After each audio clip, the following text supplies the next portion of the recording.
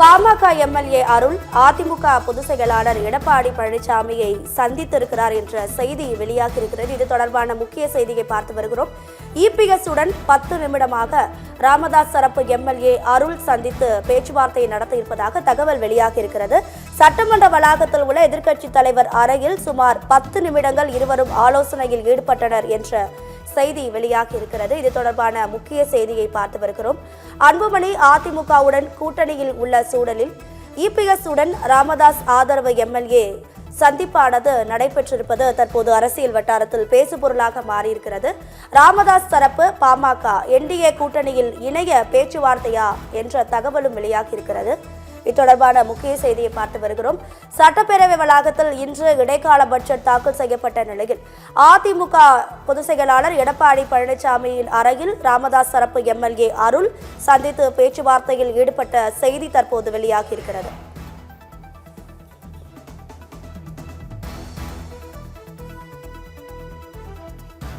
ராமதாஸ் தரப்பு எம்எல்ஏ அருள் அதிமுக பொதுச் செயலாளர் எடப்பாடி பழனிசாமியை சந்தித்த காட்சிகளை தற்போது பார்க்கலாம்.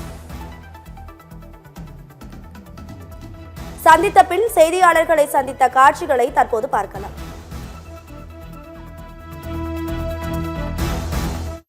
எங்க மாவட்டத்தை சேர்ந்தவர் ஒரு முதலமைச்சராக இருந்தவர், எதிர்கட்சி தலைவராக இருக்கிறவர், அவர் பார்க்கறது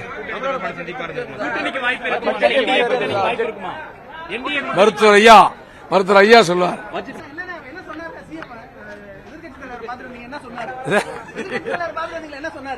நல்லா இருக்கான்னு கேட்டேன், நல்லா இருக்கான்னு சொன்னார். நல்லா இருக்கியான்னு நல்லா இருக்கலான்னு கேட்டேன், நான் நல்லா இருக்கேன்னு சொன்னார். நீ நல்லா இருக்கான்னு கேட்ட நீ நான் தான் மீன் சொல்றேன். எங்க மண்ணை சேர்ந்தவர், எங்க மாவட்டத்தினுடைய ஒரு தலைவர், அவரை நான் வழக்கமா சந்திக்கிறாரு. இது ஒன்றும் பெருசா அன்புமணி தரப்பு நீங்க தனிப்பட்ட முறையில அந்த கூட்டணி இணைவதற்கு, அதாவது ராமதாஸ் அந்த முறையில தனிப்பட்ட முறையில இணைவதற்கான வாய்ப்பு இருக்கா? அதுக்கான முதற்கட்டமா மருத்துவர் ஐயா அவர்கள் முடிவு செய்வார்.